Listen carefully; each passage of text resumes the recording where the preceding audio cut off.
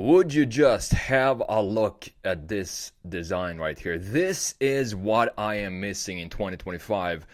Car companies focusing on the emotional and the organic aspects of car design. And now we have the brand new Aston Martin Vantage Roadster. And my question here is, when you look at this design, how is Aston Martin supposed to top this design?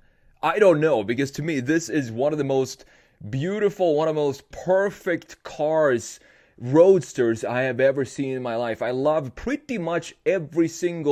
I love every aspect of this. I can't see anything that I don't necessarily like about this design. So what we're going to do in this video is just talk about this beauty. This is definitely one of these cars that you want to have on a turntable in your garage. You want to sit back, sip your coffee, and just analyze the design as it rotates and look at all the line flow and all the features in this car. I think it's a beautiful looking car, and anyone who buys one of these are definitely doing everybody around them a favor by just buying this and having people outside getting to appreciate this design. That is what I think about the new Vantage, both the coupe and the Roadster. So before we jump into Photoshop here and have a look at this stunning piece of art, let's have a look at this article, what's going on with the spec and tech from Car Scoops. I'm going to link it, of course, down in the description. So 2025 Aston Martin Vantage drops its top and keeps 656 horsepower compared to the previous Vantage. That is a substantial boost in power. Now look at this beautiful image here. I love the perspective that we have here and the line flow that we have in the hood going into the shoulder line. I'm going to try and calm myself down and not talk so much about the design now before jumping into Photoshop. So it has the same upgraded 4-liter twin-turbo V8 as the coupe. No changes in the powertrain. Still have the 8-speed automatic transmission driving the rear wheels. That is exactly what we want to have. I think with 656 horsepower, having all the power sent to the rear wheels, it's on the top limit there. 656 horsepower being sent to the rear wheels. If you have 700 horsepower, you might want to go all-wheel drive or at least have some traction in the front end.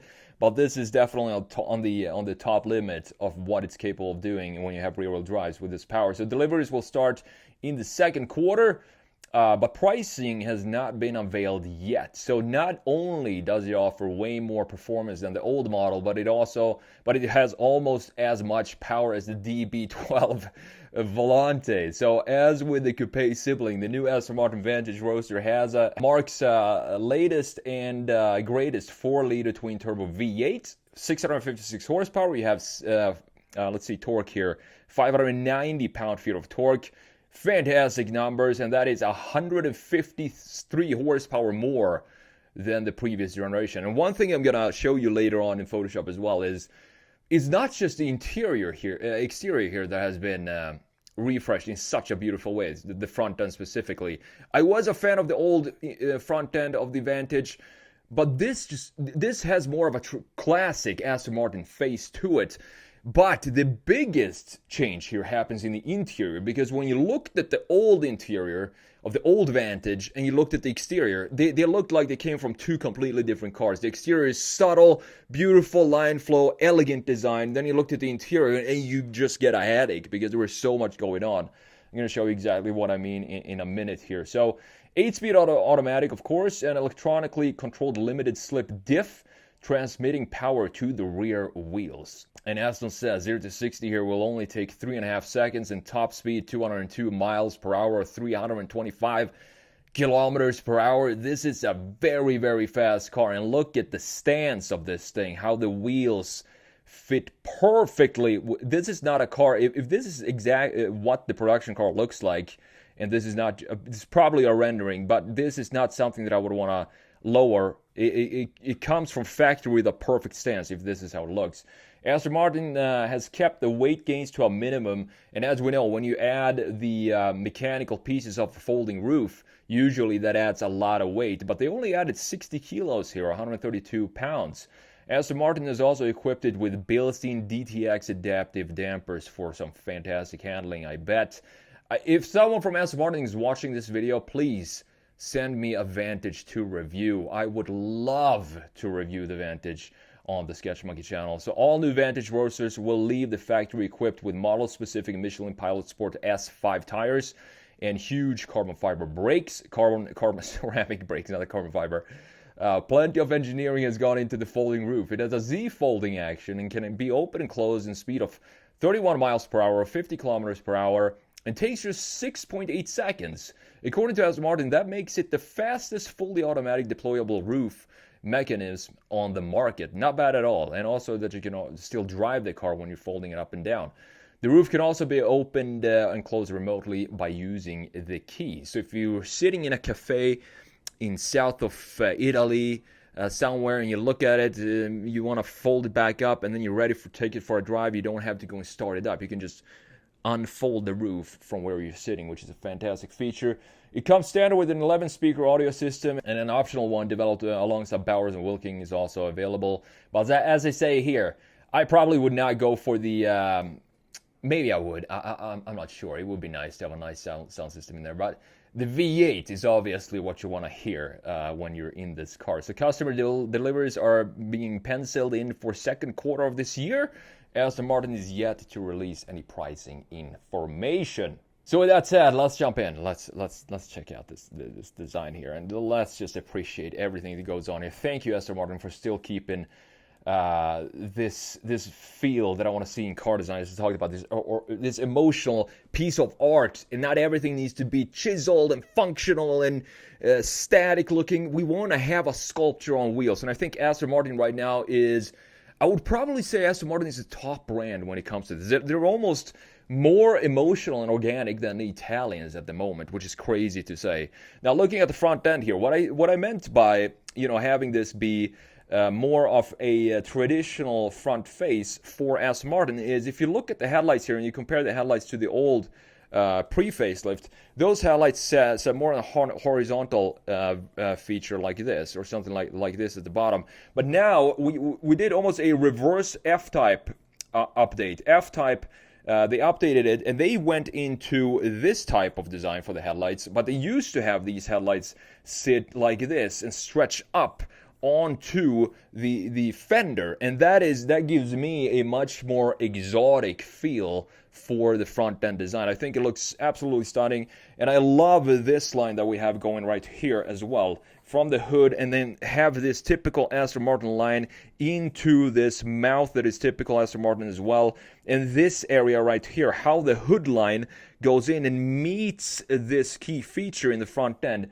This is one of my favorite design features in the front end of any car, is how the top of the grille meets the hood in an Aston Martin. Then we have these muscle lines here on the hood as well. You can see just how beautifully sculpted this entire car is. And then we have this big grille in the front end. I definitely prefer this over the new DB12 or Vanquish, I think it is, which has a grille that looks a little out of place, a little weird shape to me with specifically the lower section. This, we now have a body colored piece down here to create the baseline, or the base from where the grill sits on, and I definitely prefer this grill over the other one that we have in Aston Martin's lineup. We also have a little dip here. You can see the reason for that is I do believe they needed to house the radar for the adaptive cruise control down there. And in addition to those intakes, we also have this stunning line at the side, creating a very beautiful and organic looking side intake, of course, this being functional. And that is all there is to the front end. There is no complex, weird graphic designs here. Everything in the front end has a purpose. We also have new designs for the internal pieces of the headlight itself, with an LED in the middle and then 3 LEDs right here. No bumper headlights, of course. That would look extremely strange on a car like this. Now the side view here, this is just absolutely stunning. I mean, as I said, I can't see anything on this car that I would want to change. I think it's a perfect looking Roadster.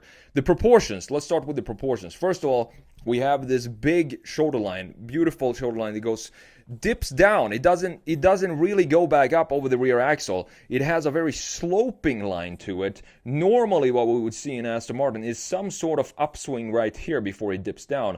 But for the Vantage, this creates a very unique line, one single curvature going through the entire car, And what do we have in the rear end? This then goes very deep down into the rear end, but we need to have, since we don't have the muscle over the rear axle, we need to have a nice send-off in the rear, and it doesn't get any better than this ducktail that we have right here in the rear end. Such a beautiful looking design, and the graphics for the taillights as well, which we're going to have a look at in just a minute. Nice chamfer underneath the taillights as well. We have the similar styling here in the lower section of the rear end like we have in the front end right there. So we have a connection to the graphics in the front coming back here in the rear end as well. And this also is a great update from what we used to have in the pre-facelift, where you had this piece being blacked out. You could have this piece being separated from the bodywork and have this be in a black piece, but now you can see that everything is in body color, and this color itself just looks beautiful and gorgeous in this blue. We have a nice sharp line that sort of breaks up the height here, creating a much more dynamic design when we have that. Then we also have some lines in the bottom here, again, to just make it feel more athletic. We're carving out some of this volume in the lower section to make it feel more nimble and more sporty, more muscular and athletic when it sits on the ground. And of course, looking at these wheels are probably not wheels that I would switch out. I think they look absolutely stunning. As I said, I'm not sure if these are renderings or actual photos. I would assume maybe renderings. But you can see just how well the wheels fit inside the wheel arches. It just looks like a properly stanced car from factory, and that is very, very unusual to see. The only thing that I would maybe want to work on is this integration of the diffuser, because if you look at the front end and just how clean everything is here, there's no poking things, there's no plastic or carbon fiber pieces sticking out of the bodywork. But we do have that, of course, here in the lower section. This lip, you could call that a piece that sticks out, and also this side skirt on the side right here, then coming back in the big diffuser in the rear end. But maybe this is if I had to change something, it's not a big deal at all, but it would be how abruptly this sticks out from the bodywork. Maybe have it be a little bit more subtle. But then again, if you look at the rear end, you want the rear end to feel like you want the rear end to feel like the power, the propulsion system is shooting out of the rear end. And I think the Vantage gives that feel, because we still have quad tailpipes here, as you can see, beautifully done. And in addition to that, we have this big diffuser that has, again, very organic shape to it. And we have a lower section for the diffuser here as well, in addition to some fins going on here. Extremely beautiful. I mean, and the taillights themselves, chamfer here, we have a nice chamfer at the top with the houses the Aston logo, and we have this chamfer at the bottom, so a clear separation between these two chamfers, and you have Aston Martin spelled out in the rear end. Always been a fan of the DBX and the Vantage taillights that goes up and follows the shape of the ducktail like this in a beautiful way. And you can see the shoulder line here, how it dips from the front end and then just sloping slightly backwards before it meets this beautiful feature in the rear end, which is the ducktail. Now, last but not least, we have the interior here. So let's check this out. And I'm going to show you exactly why this is such a great interior refresh. I think this is probably the best refresh of a car that I've seen in the last maybe 10 years or so. Because look at this. Do you see what it says right here? It actually says temp.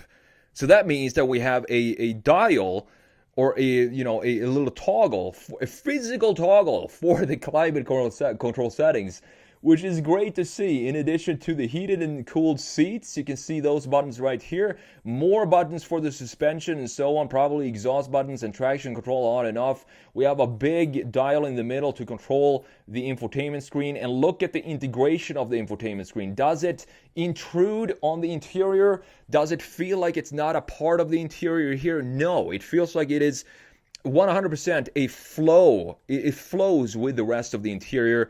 And the simplicity of this interior, with two straight lines like this, horizontal lines going into this beautiful vents on each side. You also have vents here in the middle. And we also, in addition to all these great features that we just talked about, we have a beautiful steering wheel, but we have a housing for the gauge cluster, which is so nice to see. And you can see, not even that, not just that, but this housing itself has been very it's a very thoughtful design, because you can see all these features and chamfers and lines that we have going on in the housing itself. And this feels like it is interior designer actually took the time, sat down for maybe a week or so, maybe probably more, and just tried to figure out how to make a beautiful looking detail that is the cap for the housing. The gauge cluster itself is completely digital, which is totally fine. But check this out. We have this beautiful exterior design, very subtle, very sleek, elegant. And now we have that in the interior as well. But look at the old interior here. And compare this to the exterior design that we used to have for the pre-facelift, which still was a very elegant design. And then you step into this design, and it looks like you're just stepping into a spaceship. Like, what is going on with all these features that we have here? We have too much. It's just too many things going on. I'm not sure what all these buttons are. I'm glad to see buttons, first of all. And then you have the gear selector with all these separated buttons: park, reverse, neutral, and drive. You have this on and off start button in the middle in this crystallized feel. And the infotainment screen looks like it's just resting up here in sort of a bay. And look at the gauge cluster. A pretty cool looking design, but it doesn't have a connection with what's going on with the exterior design, because this is way too complex. Steering wheel as well, super complex. I'm not sure what to call this shape. It's definitely not 100% round. So that is the reason why I think this is one of the greatest updates for any car model going back the last 10 years. And I cannot wait to see this Vantage in real life. As I said, if anyone is Aston Martin is watching this, send me a Vantage to review for a week, and I would love to just walk around and make a nice video of that and show you in person what I think about the car.